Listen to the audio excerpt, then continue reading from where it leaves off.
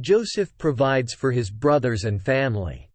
Then Joseph could not control himself before all those who stood by him. He cried, "Make everyone go out from me." So no one stayed with him when Joseph made himself known to his brothers. And he wept aloud, so that the Egyptians heard it, and the household of Pharaoh heard it. And Joseph said to his brothers, "I am Joseph. Is my father still alive?" But his brothers could not answer him, for they were dismayed at his presence. So Joseph said to his brothers, "Come near to me, please." And they came near.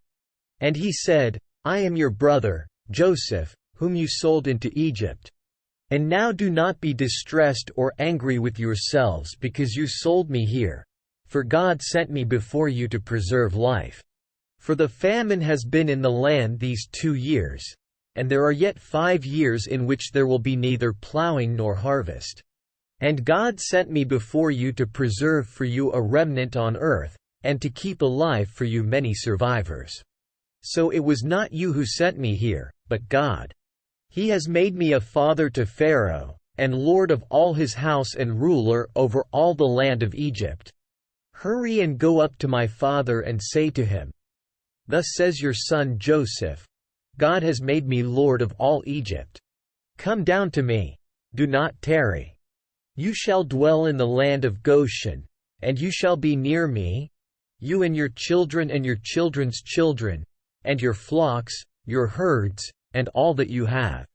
There I will provide for you, for there are yet 5 years of famine to come, so that you and your household, and all that you have, do not come to poverty. And now your eyes see, and the eyes of my brother Benjamin see, that it is my mouth that speaks to you. You must tell my father of all my honor in Egypt, and of all that you have seen. Hurry and bring my father down here."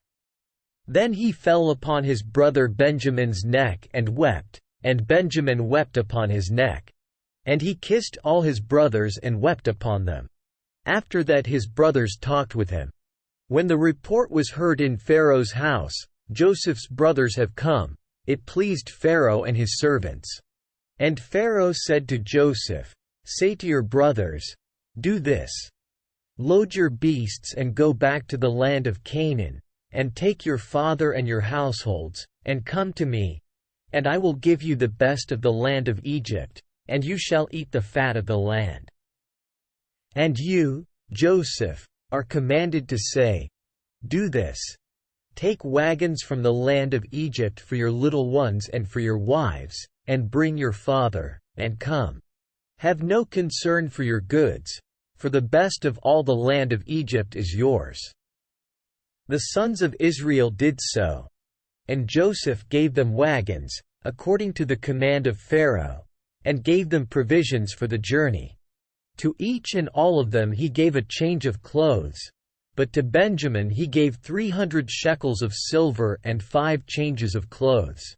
To his father he sent as follows: 10 donkeys loaded with the good things of Egypt, and 10 female donkeys loaded with grain, bread, and provision for his father on the journey.